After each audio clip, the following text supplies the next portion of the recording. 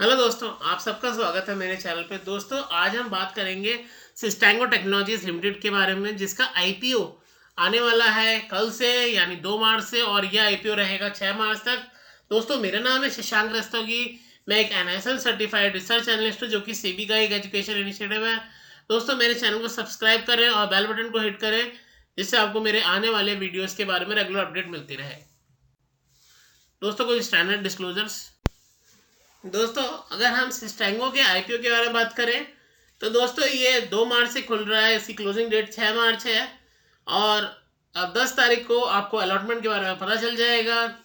Refund 13 तक हो जाएंगे और 14 को शेयर्स जो है वो आपका लिस्ट हो जाएगा।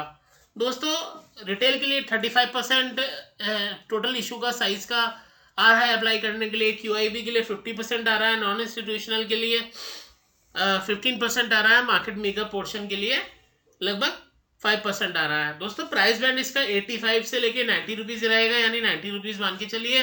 और जो आपको जैसे पता है कि एसएमई में लॉट में आपको अप्लाई करना पड़ता है, तो लगभग 1600 शेयर का लॉट रहेगा और जो एवरेज प्राइस है वो 90 रुपीज़ के हिसाब से लगभग 1,44,000 का आपका इनिशियल इन्वेस्टमेंट रहेगा दोस्तों इसमें।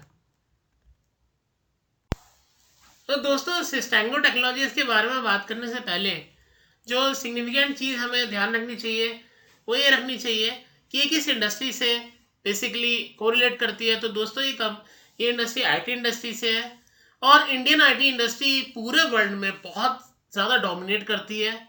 55% market share Indian IT industry का ऑलरेडी है। $227 बिलियन का मार्केट साइज इसका ऑलरेडी हो चुका है दोस्तों। और जो इंडिया का डोमेस्टिक इनहेरेंट आईटी बिजनेस है वो लगभग $109 बिलियन का है दोस्तों। इसके अलावा कंपनी जो इंडस्ट्री की अगर हम बात करें तो 10 to 15% की ग्रोथ रेट से हमें ऐसा लगता है कि ये अगले डेकेड में भी ग्रो करेगी दोस्तों। तो काफ़ी अच्छा हमें next decade Indian IT industry के बारे में नजर आता है। और दोस्तों, अगर हम सिस्टैंगो की पर्टिकुलर बात करें तो दोस्तों ये काफ़ी इंप्रेसिव और फॉरवर्ड लुकिंग टेक्नोलॉजीज में काम कर रही है, जैसे वेब 2, मेटावर्स, मोबाइल एप्लीकेशन। इसके अलावा website development, mobile app development for iOS and Android application, web 3 development, DeFi, data engineering, implementation of blockchain, cloud computing, digital marketing etcetera. ये बेसिकली उन कंपनीज के लिए काम करती है जो छोटी है और अपने डिजिटल ट्रांसफॉर्मेशन दोस्तों देख रही हैं।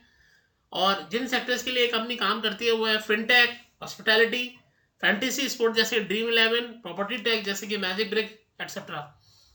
दोस्तों, अगर हम जोग्राफिकल कंपनी का देखें रेवेन्यू कहाँ से आ रहा है तो यूएसए इनका मेजर क्लाइंट है दोस्तों। 70% बिजनेस इनका यूएसए से आता है, 15% इनका यूके से आता है, कनाडा से 7.5%, बाकी सेक्टर से बाकी जोग्राफी से इनको 9.5% रेवेन्यू आता है।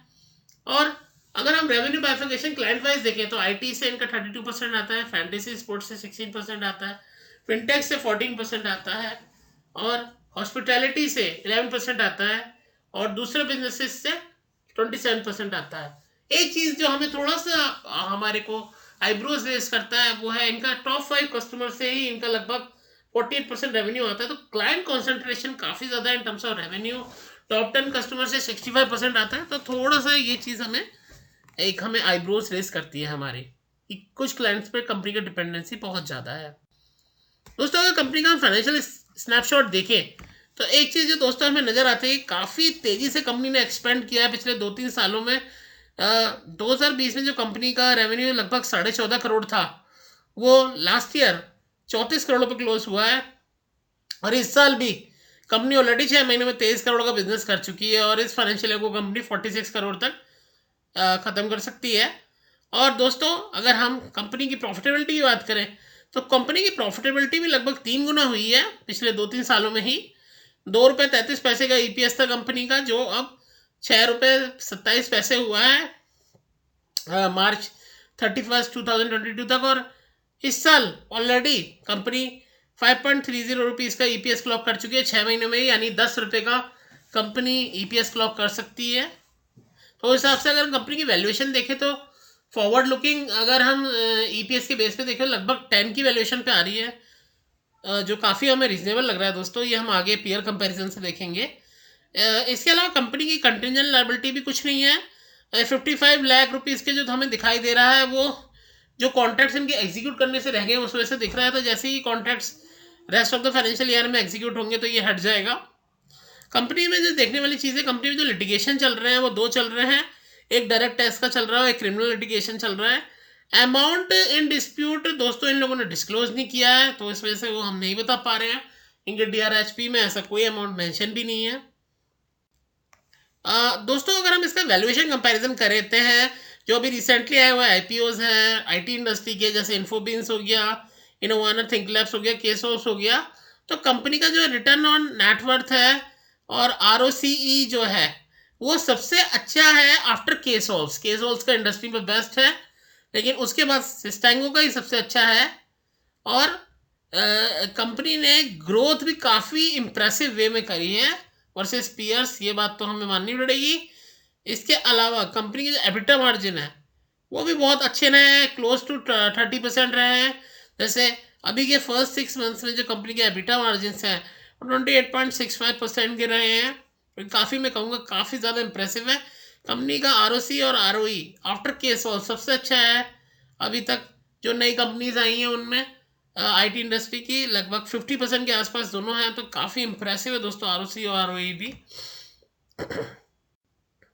दोस्तों छोटी कंपनीज में हमें कैश फ्लो भी ज़रूर देखना चाहिए, क्योंकि कैश फ्लो ही हमारे को बताता है कि जो एक्चुअल प्रॉफिट आ रहे हैं वो इन्फ्लेटेड है, ये एक्चुअली ऑन रिकॉर्ड्स कंपनी की बुक्स पे पैसा भी आ रहा है।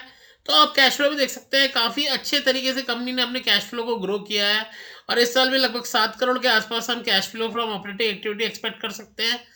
तो दोस्तों काफ़ी हमें इम्प्रेसिव कैश फ्लो के पॉइंट ऑफ व्यू से भी लगा इस कंपनी का। इसके अलावा कंपनी पे लगभग 3.5 करोड़ के करीब कंपनी पे कैश इन बुक्स भी है, जैसे कि हम देख सकते हैं। तो दोस्तों on the face of it, seeing the numbers, company का IPO हमें काफ़ी इंप्रेसिव नज़र आ रहा है। लेकिन दोस्तों हमें ये चीज़ भी दिमाग में रखनी चाहिए कि अभी क्योंकि इंटरेस्ट रेट बढ़ने का टाइम है, तो IT इंडस्ट्री हमेशा उसमें ख़राब परफॉर्म करती है जब भी पैसे की वैल्यू बढ़ती है ड्यू टू अमेरिका। क्योंकि US में जब भी इंटरेस्ट रेट बढ़ते हैं तो जो बिजनेस क्वांटम जो इंडियन IT इंडस्ट्री को मिलता है वो थोड़ा सा घटता है, तो हमें इन सब मैक्रोज की तरफ भी ध्यान देना चाहिए। लेकिन क्योंकि कंपनी के फाइनेंशियल्स काफ़ी अच्छे हैं, तो आप अपने फाइनेंशियल एडवाइज़र से बात करके आपको इसमें इन्वेस्ट करना है या नहीं करना, आप ही डिसीजन ले सकते हैं। ये वीडियो टोटली एक एजुकेशन पर्पज़ के लिए ही था दोस्तों। किसी भी तरीके का इन्वेस्टमेंट डिसीजन आप अपने फाइनेंशियल एडवाइज़र से बात करके लीजिएगा।